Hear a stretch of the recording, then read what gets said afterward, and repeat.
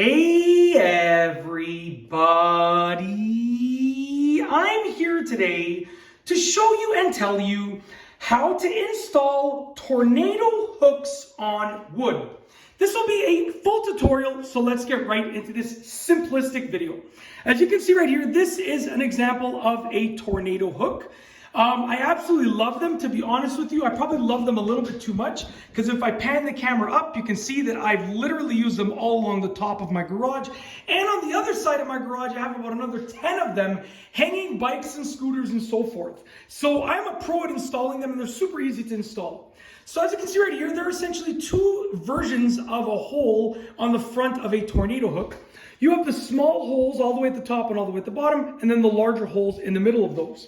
Now the larger holes are used for this type of, I think it's called an easy anchor. It's like an anchor that you screw directly into drywall. And when you screw it into the drywall, it's gonna hold it. And that's if you're going right into drywall. Now for myself, I'm drilling right into this piece of wood.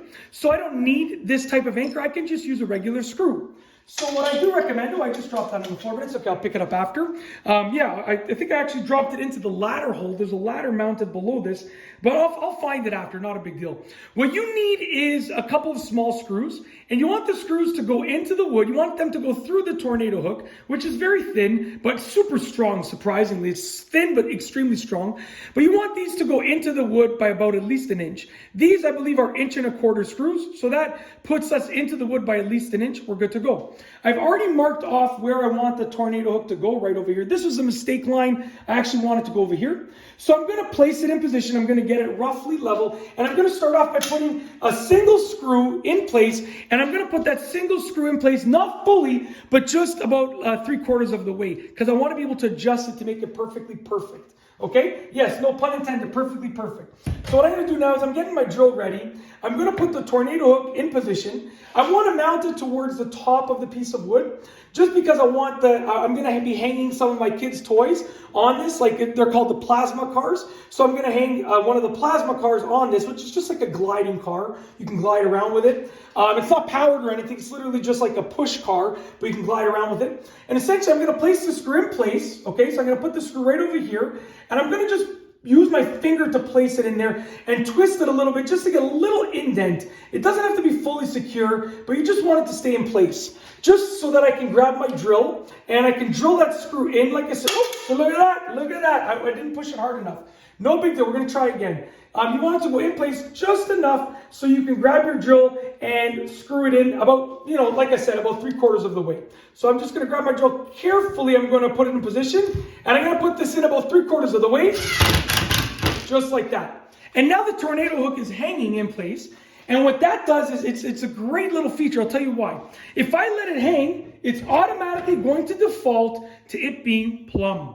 Gravity will allow it to always go back to it being plumb. So I can just leave it and I can verify through my eyes that it is plumb. And it does look plumb, which means, vertically straight. And then I'm going to get my other screw and I'm going to place it on the bottom hole about 3/4 of the way in. Now, before I drill these all the way in, I'm going to look and I'm going to make sure that it looks good. I like the positioning of it. I like the way that it's nice and level and plumb. We're good to go. Put the top screw in all the way, just like that. Don't go too crazy with it. Just get it in all the way, and the bottom screw, because right now, the top screw is putting pressure there. I don't want it to go too tight because the bottom needs to put pressure as well. I don't want too much pull to be happening on the bottom, right? You see the pressure that's happening there? So I'm going to put the bottom screw in all the way now, and that's it. We're good to go. We've now installed the tornado hook in wood, on wood. It's literally that simple. I just heard a sound. I thought there was going to be something behind me. I'm in my garage in a closed space. The garage doors are closed, but you never know. I never know what kind of animal snuck in or something when I was closing the doors. Anyways, there's nothing there. It's just a piece of paper moving around. It's all good. It doesn't seem to be a ghost or anything, so I should be okay. All right, that's how to install a tornado hook. An easy tutorial, a full tutorial with easy instructions, I should say. And that's it. If you like this video tutorial, please be sure to give it a thumbs up. Let me know what you think down below as a comment. And of course, be sure to subscribe for more great videos just like this one. And that's all I have for you today. Thanks for watching.